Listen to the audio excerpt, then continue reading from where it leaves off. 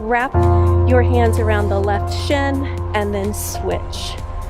So straight leg pulls, shoulders lifted, point the toes, lengthen out those legs, squeeze, especially those lower abdominals we're starting to get into now. Squeeze, squeeze.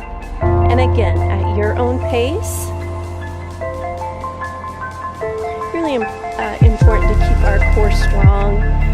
Obviously not just for our yoga practice or our workouts, but for daily life. Picking up those groceries, hauling kids around, all the things that we do.